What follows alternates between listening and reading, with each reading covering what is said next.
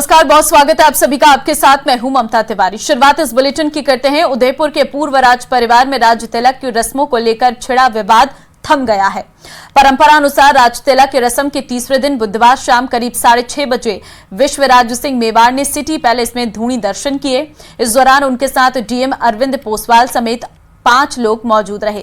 धूनी दर्शन के बाद विश्वराज सिंह मेवाड़ खुली जीप में समर्थकों के साथ समोर बाग पहुंचे। इस दौरान उनके समर्थकों ने आतिशबाजी की और नारे लगाए।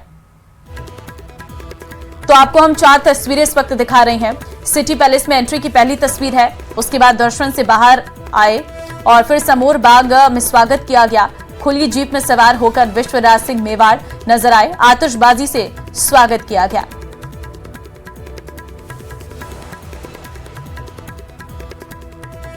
वहीं इस मामले पर उदयपुर डीएम ने बताया कि सीएम के हस्तक्षेप के बाद दोनों पक्षों से बातचीत कर धूनी दर्शन कराए गए।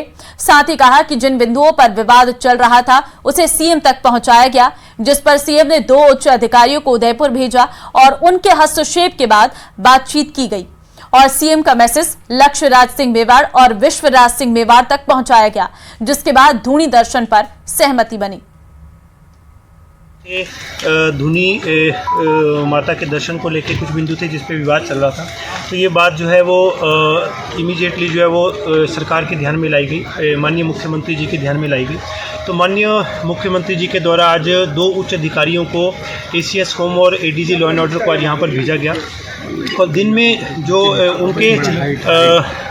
उनके हस्तक्षेप के बाद वार्तालाप की गई और जहाँ जिन जिन बिंदुओं पर विवाद की स्थिति पैदा हो रही थी पुनः माननीय मुख्यमंत्री जी से मार्गदर्शन लिया गया और उनके द्वारा जो मैसेज वहाँ से आया था वो मैसेज जो है वो दोनों पक्षों को दिया गया था। जो रिसीवरी है उसके बारे में जो कानूनी, क्योंकि वो उसको नोटिस जारी कर दिएगा जिसमें वो लोग अपना जवाब देंगे। जवाब देने के बाद जैसा भी होगा वैसे निर्णय दिया जाएगा। फिलहाल अभी 144 जो हमने 163 पुरानी 144 थी वो लगाई थी उसको हटा दिया जाएगा और अभी पूरी कानून व्यवस्था बिल्कुल आपके लिए कितने 2 दिन से एक डेडलॉक की स्थिति बनी हुई थी। पूरे उदयपुर में एक चर्चा का विषय था। 2 दिन से 3 दिन से यहाँ टूरिज्म भी आप देखोगे तो एक ठप सा पड़ा हुआ था।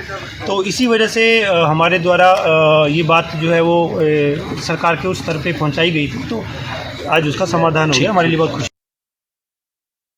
प्रशासन के सहयोग से विश्वराज सिंह मेवाड़ ने सिटी पैलेस स्थित धूनी पर जाकर महाराणा बनने की प्रक्रिया पूरी कर ली है।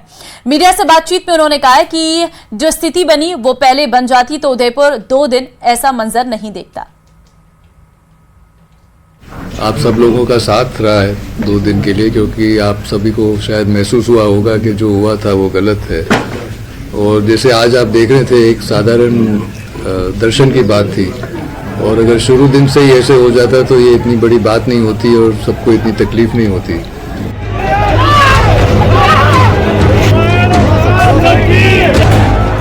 सोमवार से जारी हिंसक झड़प और आरोप प्रत्यारोप का बुधवार को पटाक्षेप हो गया। पूर्व राज परिवार में तिलक, तलवार और दस्तूर की रस्मों को लेकर छिड़े विवाद के सम्मानजनक समाधान पर न सिर्फ शासन प्रशासन बल्कि लेक सिटी ने भी राहत की सांस ली। बड़े हृदय से और मन से कि एक डंडे की, गुंडागर्दी की जो है वो सोच और वो परंपरा जो है वो नहीं चल सकती। चाहे हजारों लोग कितने भी हों, उनको जो है वो सरकार जो है उसकी मदद नहीं करेगी। एक व्यवस्था की, एक सौहार्दपूर्ण माहौल की और एक कानून की जो है तरीके से जो है वो गाड़ी चलेगी। किसी भी प्रकार से गुंडागर्दी का जो है वो माहौल जो है वो नहीं चलेगा। धूनी माता के दर्शन को लेकर कुछ बिंदु थे जिस पे विवाद चल रहा था, तो ये बात जो है वो इमीडिएटली जो है वो सरकार के ध्यान में लाई गई, माननीय मुख्यमंत्री जी के ध्यान में लाई गई। तो माननीय मुख्यमंत्री जी के द्वारा आज 2 उच्च अधिकारियों को एसीएस होम और एडीजी लॉ एंड ऑर्डर को आज यहाँ पर भेजा गया और दिन में जो उनके हस्तक्षेप के बाद वार्तालाप की गई और जहाँ जिन जिन बिंदुओं पर विवाद की स्थिति पैदा हो रही थी पुनः माननीय मुख्यमंत्री जी से मार्गदर्शन लिया गया और उनके द्वारा जो मैसेज वहाँ से आया था वो मैसेज जो है वो दोनों पक्षों को दिया गया। समाधान की राह इतनी आसान नहीं थी। 2 दिन से शहर में तनाव की स्थिति बनी हुई थी। शहर की फिजाओं में अनहोनी की आहट महसूस की जा रही थी, जिससे निपटने के लिए पुलिस ने पुख्ता इंतजाम किए थे। जगह जगह बैरिकेड्स लगाए गए, पुलिस का भारी बल जाब्ता यहाँ पर तैनात है। मैं आपको दिखाना चाहूंगा कुछ तस्वीरें जिसमें आप देखेंगे कि इस तरह से यहाँ बैरिकेड्स लगाए गए हैं और पुलिस का भारी जाब्ता जो है कि तैनात है। ऐसे में जो पूरे रास्ते में समर बाग से लेकर जगदीश चौक मार्ग जो सिटी पैलेस का मुख्य मार्ग है, यहाँ पर जगह जगह बैरिकेड्स लगाए गए। पुलिस के आला अधिकारी और प्रशासन के आला अधिकारी लगातार जो है कि पूरी तरह से मॉनिटरिंग कर रहे हैं, क्योंकि कुछ देर बाद जो है कि विश्वराज सिंह मेवाड़ जो है कि एकलिंग जी दर्शन करने के लिए पहुंचेंगे।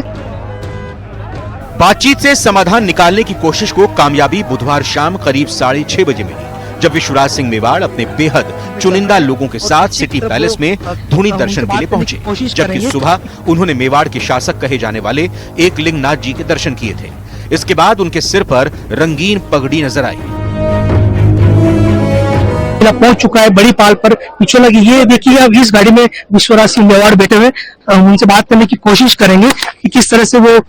फिर भी सर, आज ये जो गतिरोध टूटा है उससे कैसा सुखद कुछ महसूस कर रहे हैं आप? वापस आऊंगा तब बात कर लेंगे। जी बिल्कुल, देखिए बिल्कुल विश्वराज सिंह मेवाड़ बिल्कुल अंदर गाड़ियों से अपने काफिले से अंदर जा रहे हैं और उनसे बात करने की पूरी कोशिश की जा रही है।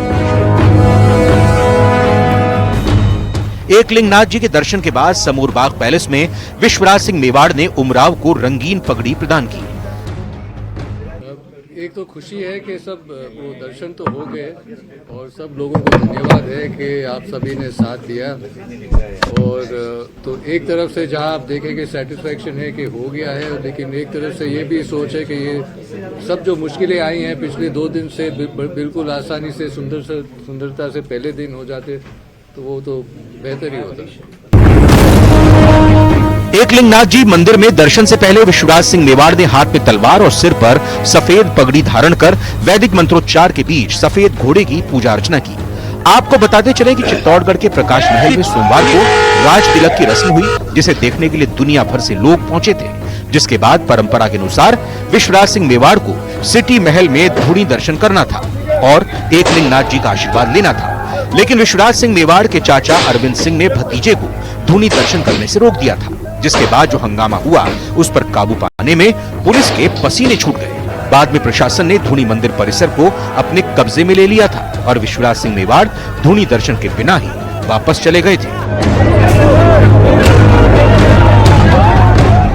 कैमरा पर्सन समीर के साथ कपिल श्रीमाली, न्यूज 18 उदयपुर।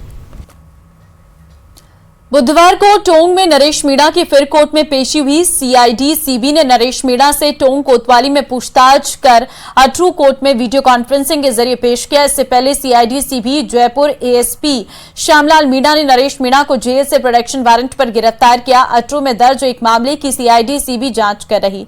पूछताछ और पेशी के बाद नरेश मीणा को कड़ी सुरक्षा के बीच कोतवाली से फिर टोंक जेल में शिफ्ट किया।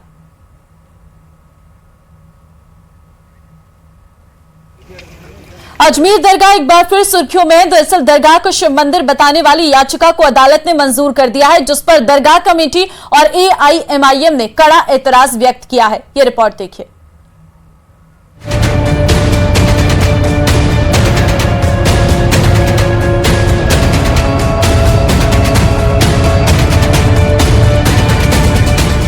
अजमेर की ख्वाजा मोइनुद्दीन चिश्ती की दरगाह को शिव मंदिर बताने वाली याचिका को निचली अदालत ने स्वीकार कर लिया है।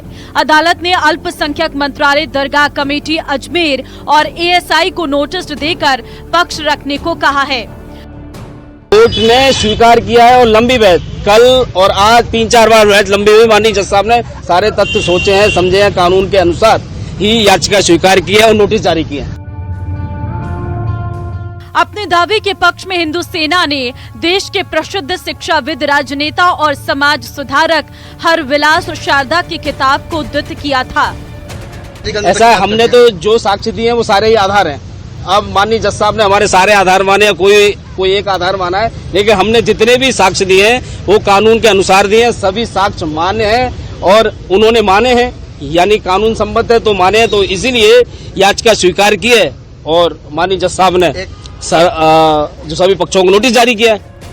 हिंदू सेना अजमेर दरगाह को संकट मोचन महादेव मंदिर घोषित करने, पुरातत्व विभाग से वैज्ञानिक सर्वेक्षण कराने और दरगाह से अवैध कब्जा हटाने की मांग कर रही, जिस पर दरगाह कमेटी और एआईएमआईएम ने कड़ा एतराज व्यक्त किया है।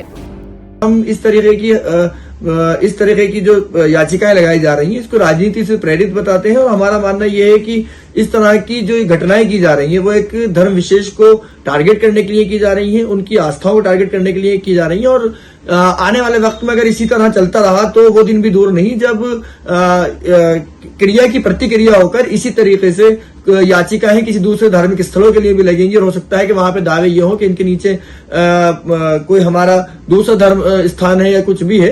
देखिए, ख्वाजा मोइनुद्दीन चिश्ती रहमतुल्लाह अलैह की दरगाह जो है वो एक कम्युनल हार्मनी का, डाइवर्सिटी का और सांप्रदायिक सौहार्द और प्लूरलिज्म का प्रतीक है। यूनिटी एंड डाइवर्सिटी को प्रमोट करता है, लेकिन उसके साथ साथ अफगानिस्तान से लेकर इंडोनेशिया तक सब में बड़ा इस्लाम का मरकज भी है। इसकी करोड़ों अरबों अनुयायी हैं। तो ये कोई तमाशे वाली बात तो है नहीं कि ये रोज रोज का तमाशा होता रहता है। लेकिन ये चीजें देश हित में नहीं है, देश के हित में ये कतई तौर से नहीं है। हम देख रहे हैं क्या करना है, करेंगे और इंशाअल्लाह किसी की ये मुरादें पूरी नहीं होंगी कि यहाँ पे कुछ हो जाए। ये गरीब नवाज की दरगाह थी, है और इंशाअल्लाह रहेगी। पूर्व विधायक और बीजेपी प्रदेश प्रवक्ता रामलाल शर्मा कहते हैं कि अदालत के जारी किए गए नोटिस के बाद वास्तविकता सामने आएगी, लेकिन ये ऐतिहासिक तथ्य है कि हिंदू आस्था के केंद्रों को तोड़कर मस्जिदें और दरगाहें बनवाई गई। न्यायालय ने नोटिस जारी किए हैं, वास्तविकता सामने आएगी, लेकिन लाखों लोगों की आस्था के केंद्रों को मुगल शासनों के द्वारा तोड़ना ये अनुचित था और एक तरीके से शासन के तंत्र का ये दुरुपयोग था। देखिए, इस पूरे देश में एक षड्यंत्र चल रहा है कि जो कई ऐसी ताकतें हैं जो देश को कमजोर करना चाहती है, और कौन लोग हैं ये पता नहीं। आप बताइए, ख्वाजा मोइनुद्दीन चिश्ती की दरगाह सैकड़ों हजारों वर्ष पुरानी है और अचानक कोई व्यक्ति आता है, कोर्ट में जाके याचिका लगाता है और कहता है कि यहाँ पर मंदिर है। ये तो पाप है। गौरतलब है कि हिंदू सेना से पहले महाराणा प्रताप सेना के राष्ट्रीय अध्यक्ष राज्यवर्धन सिंह परमार ने दरगाह में हिंदू मंदिर होने का दावा किया था, जिसके बाद वीर हिंदू आर्मी ने भी ऐसा ही दावा किया था। न्यूज़ 18 राजस्थान के लिए अजमेर से अशोक सिंह भाटी की रिपोर्ट।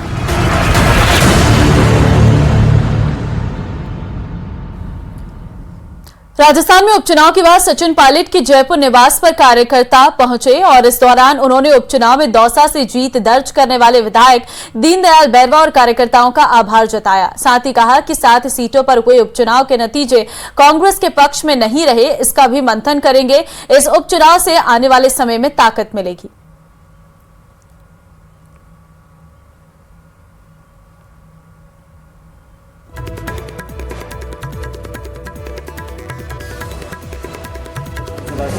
जो ये पार्टी की जीत हुई है, इसका श्रेय मैं आप सब लोगों की मेहनत को देना चाहता हूँ। जी कह रहे थे कि आने वाले 4 साल में सबको साथ लेकर चलें, समाज में 36 कौम के लोगों को जोड़कर रखें और दौसा विधानसभा क्षेत्र, दौसा जिले के लिए जो भी संघर्ष करना होगा हम सब मिलकर करेंगे। इस क्षेत्र में दशकों तक हम सबका सहयोग किया, पार्टी का गढ़ रहा और आप सब ने आज ये वास्तव में साबित किया है कि देश में जो नाम दौसा का है और कांग्रेस से जुड़ा हुआ है।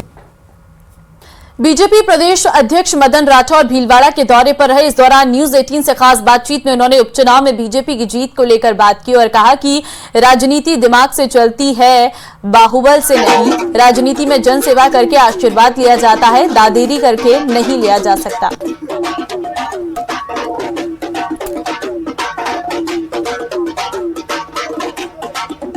तो निजी कार्यक्रमों के तहत भीलवाड़ा पहुंचे हमारे साथ मदन राठौर। आइए बात करते हैं। सर, बड़ी जीत, 5 सीटें उपचुनाव में जीती है। देखिए, केंद्र सरकार और आदरणीय नरेंद्र भाई मोदी जी की गारंटी पर जनता ने भरोसा जताया है। फिर केंद्र सरकार का बजट और डबल इंजन की सरकार, हमारे भजन लाल जी की सरकार, दोनों ने जो विकास के काम किए, जनता को समृद्ध करने के लिए, आम नागरिक की जीवन शैली मजबूत बने, अच्छी बने, विकास हो, इसके लिए उन्होंने जो काम किया जनता ने उस पर भरोसा किया। कांग्रेस सरकार ने पहले जो भ्रम पैदा किए थे कि संविधान को तोड़ देंगे, हमने कल संविधान दिवस मनाया और शानदार तरीके से मनाया। न केवल दिल्ली में, संसद भवन के अंदर भी मनाया, हमारे राष्ट्रीय कार्यालय में भी मनाया, प्रत्येक जिला स्तर पर भी मनाया। हम संविधान का सम्मान करते हैं। जनता ये समझ गई है कि कांग्रेस भ्रम पैदा करती है, झूठ फरेब का उपयोग करती है, तो जनता विश्वास नहीं करेगी। सर, कहना कि जो आरएलपी सुप्रीमो हनुमान बेनीवाल, राधा मोहन जो आपके प्रभारी है, उनको लेकर उन्होंने एक बयान दिया है कि आरएलपी के जो समर्थक है कहना कहीं उनको जूते मारेंगे, जिस प्रकार के वो बयान दे रहे हैं, उस पर क्या कहना है आप? नहीं, हम कभी भी ऐसी बात नहीं करते। अब राजनीति दिमाग से चलती है, बाहुबल से नहीं चलती है, भुजाओं से राजनीति नहीं होती है। राजनीति नीतिगत निर्णय होते हैं उसमें, और जन सेवा करके आशीर्वाद लिया जा सकता है, दादागिरी से आशीर्वाद नहीं। हमारे साथ मदन राठौर निजी कार्यक्रम के तहत भिलवाड़ा पहुंचे हैं और निजी कार्यक्रम में शिरकत करेंगे। कार्यकर्ताओं ने इनका भविष्य किया। वीडियो शंकु सनाटी के साथ राहुल कौशिक, न्यूज 18 भिलवाड़ा। प्रदेश की भजनलाल सरकार के कार्यकाल को 1 साल पूरा होने वाला है, जिसको लेकर प्रदेश के मंत्री जनता के बीच में जाएंगे और प्रचार प्रसार करेंगे। इसकी जानकारी मंत्री जवाहर सिंह बेटम और जोगाराम पटेल ने दी है। साथ ही दोनों ने पिछली कांग्रेस सरकार पर जमकर निशाना साधा।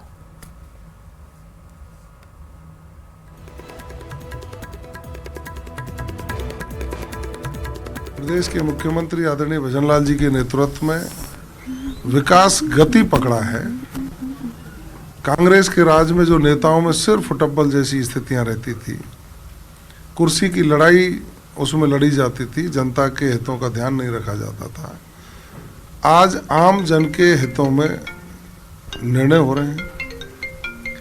ईआरसीपी के निर्णय को देखिए, कानून व्यवस्था सुदृढ़ करने का निर्णय देखिए, चाहे पेपर लीक माफिया के खिलाफ प्रहार देखिए, चाहे संगठित अपराध करने वाले लोगों के खिलाफ जो राजस्थान की सरकार ने प्रहार किया है, पुलिस का मनोबल मजबूत हुआ है और माफिया और अपराध करने वाले लोग बिलों में छुप रहे हैं या सलाखों के पीछे हैं।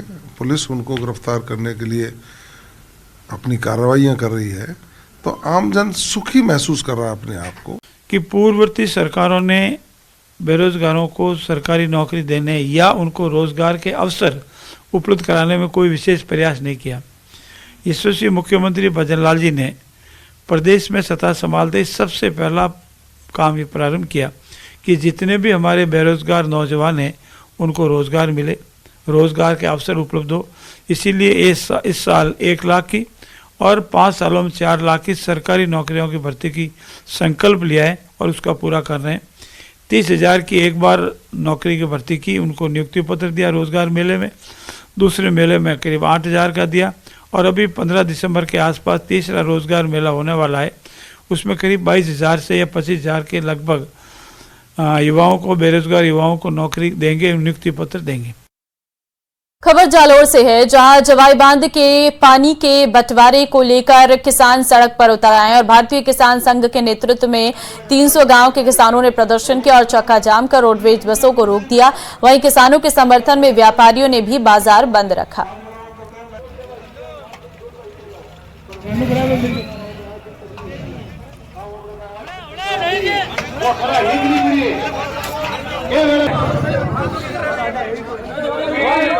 भारतीय किसान संघ के द्वारा आज 9वें दिन भी धरना प्रदर्शन जारी है, लेकिन आज पूरे जालोर बंद का आह्वान किया गया था। यहाँ के व्यापार संगठनों ने इस बंद को बुलाया था, बहुत सारे व्यापार संगठन हैं, उन्होंने भी इसको समर्थन दिया था। भारतीय किसान संघ के द्वारा जो ली गई है, इसके बारे में आप क्या बताएंगे? ये लड़ाई कब तक जारी रखने का मानना चाहते हैं? भारतीय किसान संघ जब भी अपनी मांग लेके बैठता है, अपने तरीके से अनुशासन तरीके से वो अपने बैठता है और अपनी मांग लेके उठते हैं। किसान संघ के बैनर के तले इस तरह से बैठे आज, और किसानों ने जो अपनी पानी के लिए जो मांग रखी है, वो मांग सरकार को पूरी करनी ही है। हर साथ में भारतीय किसान संघ के जो जिला अध्यक्ष हैं उनसे भी बात करेंगे। जी, अब बात आर पार की जा रही है, क्या कहेंगे सर? अब आर पार की लड़ाई है, ये भारतीय किसान संघ का आंदोलन अब जन आंदोलन बन चुका है। आज जिले का प्रत्येक नागरिक ये चाहता है कि डाउन स्ट्रीम में पानी हमको मिले, हमारी जवाई नदी जीवित हो। यह भारतीय किसान संघ का अकेले का मुद्दा एक संगठन का नहीं रहा है, 40 संगठनों ने समर्थन दिया है और आज वो लोग सब इस धरना स्थल पे भी पधारे थे। न्यूज़ 18 के लिए देवाशंकर, जालोर।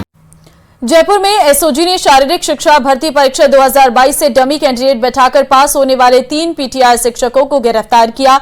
इसके अलावा लोक सेवा आयोग की शिक्षक भर्ती में डमी अभ्यर्थी बैठाकर पास होने वाले एक लेक्चरर को भी गिरफ्तार किया।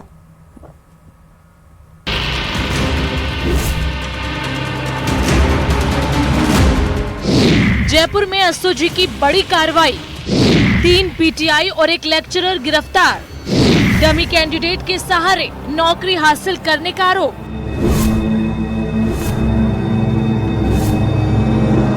जयपुर एसओजी ने डमी कैंडिडेट्स बैठाकर परीक्षा पास कराने के मामले में 3 पीटीआई और एक लेक्चरर को गिरफ्तार किया है। इन चारों के खिलाफ एसओजी को व्हाट्सएप हेल्पलाइन नंबर पर शिकायत मिली थी, जिसके बाद इन आरोपियों पर नजर रखी गई। एसओजी ने जब इनके डॉक्यूमेंट्स खंगाले तो पता चला कि पीटीआई बनने वाले तीनों आरोपियों की बीपीएड की डिग्री भी फर्जी है। भर्तियों में गड़बड़झाले को लेकर एसओजी ने एक और बड़ी कार्रवाई को अंजाम दिया है। शारीरिक शिक्षक भर्ती परीक्षा 2022 के मामले में कुल 4 आरोपियों को गिरफ्तार किया है, जिसमें 3 पीटीआई हैं और एक लेक्चरर है। जानकारी के अनुसार 3 पीटीआई ने डमी कैंडिडेट बिठाकर इस भर्ती परीक्षा को पास किया था। साथ ही इन पर यह भी आरोप है कि इन्होंने बीपीएड की डिग्री भी जो है वो फर्जी दी थी। पीटीआई स्वरूपा राम, भारमल राम, लादू राम और कमल बिश्नोई को बाड़मेर और सांचौर की अलग अलग लोकेशन से गिरफ्तार कर कोर्ट में पेश किया गया, जहां से सभी को 7 दिन की रिमांड पर भेज दिया गया। ये पूरा मामला राजस्थान कर्मचारी चयन बोर्ड की शारीरिक शिक्षा भर्ती 2022 और आरपीएससी की वरिष्ठ अध्यापक माध्यमिक शिक्षा ग्रेड 2 2022 का है। अब एसओजी इस मामले में और भी जांच जो है वो कर रही है और माना जा रहा है कि आने वाले दिनों में और भी खुलासे हो सकते हैं। कैमरा पर्सन अविनाश के साथ सौरभ गृहस्थी, न्यूज़ 18 राजस्थान, जयपुर। राजधानी जयपुर के नाहरगढ़ बायोलॉजिकल पार्क में आने वाले पर्यटकों को बुधवार को नई सौगात दी है। यहां बाघ, शावक, भीम और स्कंदी को पब्लिक डिस्प्ले में रखना शुरू कर दिया गया। 7 महीने पहले जन्मे इन शावकों को वन विभाग की टीम ने इनकी मां बाघिन सीता के आक्रामक बर्ताव के कारण अलग कर दिया था। अब तक इन्हें पार्क के डॉक्टर्स और केयरटेकर्स की टीम संभाल रही है। दोनों शावकों का नाम भीम और स्कंदी रखा गया है। आज इन्हें पब्लिक डिस्प्ले में देख पर्यटक भी काफी रोमांचित नजर आए। बाड़मेर की उषा पुरोहित ने अपनी हस्तकला से लोगों को आकर्षित किया है। उन्होंने बताया कि मेरे परिवार में बड़ा भाई पेंटिंग बनाता है और जिससे मुझे हमेशा प्रेरणा मिली है। उन्होंने कहा कि जोधपुर के गुरु जिस कला में निपुण थे, उनको देखकर अपना सपना देखा। धीरे धीरे पेंटिंग में रुचि बढ़ती गई। आज उनका घर अलग अलग पेंटिंग से भरा है। उनका कहना है कि पेंटिंग को लेकर बड़े बड़े कार्यक्रमों के ऑर्डर मिलते हैं। जोधपुर में आयोजित पहला जोधाना वर्ल्ड फोटोग्राफी डे कार्यक्रम में भाग लिया। बाड़मेर की उषा पुरोहित ने इस माध्यम से फाइल आर्ट में एमए किया है। उषा ने कहा है कि उनकी पेंटिंग का सबसे बड़ा प्रोजेक्ट आरएसी यानी कि राजस्थान इंटरनेशनल सेंटर का मिला है, जिसमें उनके द्वारा बनाई गई 13 पेंटिंग 8 गलियारे में लगाई गई है। इसके साथ ही 2023 कला महोत्सव में प्रतिभागी कलाकारों में से चयनित की गई 15 कलाकारों को सम्मानित किया। उषा पुरोहित को राज्य युवा कला रत्न पुरस्कार, बाड़मेर नारी शक्ति अवार्ड, सृजन शक्ति अवार्ड सहित कई पुरस्कारों से सम्मानित किया जा चुका है। साथ ही उषा अंतर्राष्ट्रीय कार्यक्रमों में भी भाग ले चुकी है। स्कूल में ही देखते रहते थे पेंटिंग, कुछ ड्राइंग टीचर्स को देखा जिन्होंने काफ़ी अच्छे काम किए। फिर धीरे धीरे आगे चल के काफ़ी कुछ कलर इनके साथ में रहना ज़्यादा अच्छा लगता था। कुछ दिन के टाइम में दूरदर्शन पे आर्ट गैलरीज को देख के लगता था कि वो कौन आर्टिस्ट होते हैं जिनका वर्क यहाँ तक होता है, या ये क्या प्रोसेस है। तो फिर उसी को ढूंढना शुरू कर दिया और शायद वही जर्नी स्टार्ट हो गया। पश्चिमी राजस्थान के महाकुंभ नाम से विश्व विख्यात बाबा रामदेव समाधि पर लाखों की संख्या में देश प्रदेश ही नहीं बल्कि विदेशों से भी भक्तों के आने का सिलसिला जारी है। विदेशों से यहां पहुंचे भक्त भक्ति में झूमते नजर आए हैं, जो इन दिनों चर्चा का मुद्दा बना है।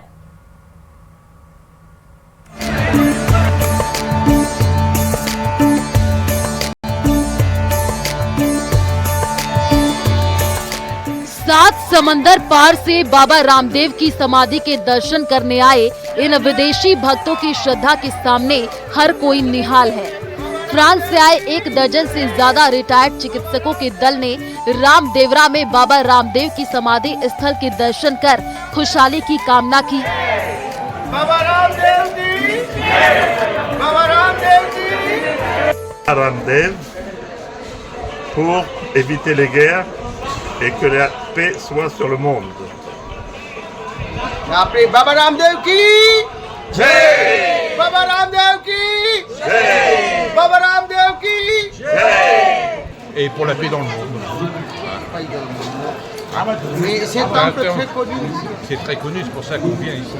Voilà. Et c'est temple de Baba Ramdev. Baba Ramdev. स्थानीय लोगों की तरह हाथों में ध्वजा लेकर बाबा राम सापीर की जय जयकार करते हुए सभी समाधि स्थल पर पहुंचे। विधि विधान से पूजा अर्चना की और स्थानीय गाइड से बाबा रामदेव के जीवन इतिहास के संबंध में विस्तार से जानकारी हासिल की। उन्होंने राम सरोवर तालाब, पर्चा बावड़ी समेत दूसरी जगहों का भ्रमण किया। इन लोगों का कहना है कि यहाँ आकर इन्हें अलौकिक शक्ति का एहसास हो रहा है और दिव्य। रेलवे संगठनों की मान्यता को लेकर दिसंबर के पहले हफ्ते में आयोजित होने वाले चुनाव में सबसे अहम मुद्दा ओल्ड पेंशन स्कीम है और इसको लेकर युवा रेल कर्मचारियों ने रेलवे मजदूर संघ को अपने समर्थन का ऐलान कर दिया है। रेलवे मजदूर संघ के पदाधिकारियों ने मीडिया से बात करते हुए कहा कि हमारा संघर्ष रेल कर्मचारियों के लिए है, जिसमें सभी रेल कर्मचारियों के लिए ओल्ड पेंशन स्कीम लागू करवाना, 8वां वेतनमान लागू करवाना जैसी मांग को लेकर लगातार संघर्षरत है। NFIR ने प्रधानमंत्री जी के कार्य भारतीय रेल में मान्यता के चुनाव 4, 5 और 6 दिसंबर को होने जा रहे हैं। उसके साथ साथ जबलपुर मंडल के, जबलपुर जोन के कोटा, जबलपुर भोपाल मंडल में भी लगभग 51,260 रेल कर्मचारी अपना मतदान करेंगे। NFIR वेस्ट सेंट्रल मजदूर संघ ओल्ड पेंशन सिस्टम को रेल कर्मचारियों के लिए सौगात देने के जो मद है उस पर लगातार लड़ रहा है और हमारा विश्वास है कि जिस प्रकार से लाल झंडे ने 2004 में रेल कर्मचारियों के ऊपर NPS थोपने का काम किया था और अभी 2024 में UPS की वकालत जो करते नजर आ रहे हैं, उनको जवाब देने के लिए रेल कर्मचारी तैयार है। और चलिए इस बुलेटिन में फिलहाल के लिए बस इतना ही। बाकी अन्य खबरों के लिए आप बने रहिए हमारे साथ।